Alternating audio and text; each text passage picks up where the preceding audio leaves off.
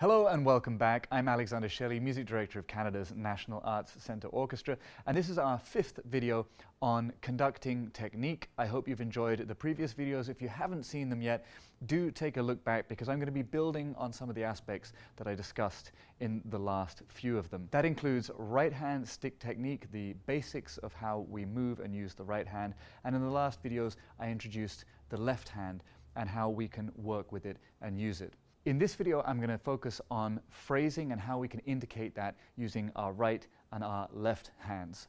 We're going to use a simple melody, Mary Had a Little Lamb, to help us along the way.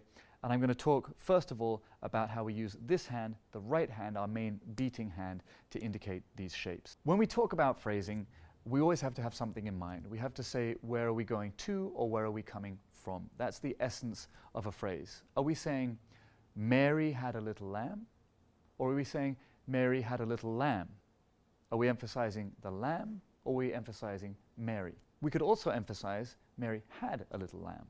That would be a different kind of phrasing. At the moment, I'm only talking about one bar, really. It's not truly a phrase, but within that bar, there's the shaping. And the essence of how we phrase is to be found in just that simple structure. So let's talk about it. If we said, Mary has a little lamb, we're saying that there's an emphasis in the bar and there's a release in the bar. Now, a very simple way to indicate that is by beating the emphasized beat a little stronger and then giving less on the following beats.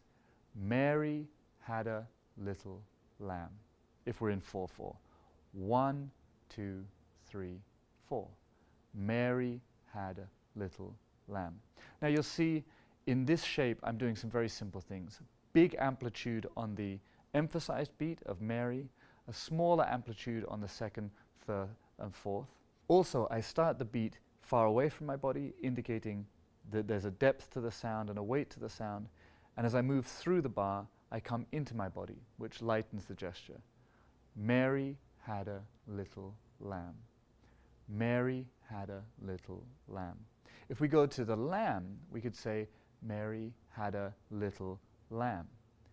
Mary had a little lamb. This is indicating a little crescendo into it, or a strengthening into it. But you'll see that the essence is the same.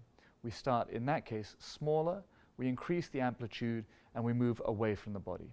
So in the first example, first beat is heavy, Mary had a little lamb. And the second example, the last beat is heavy, Mary had a little lamb.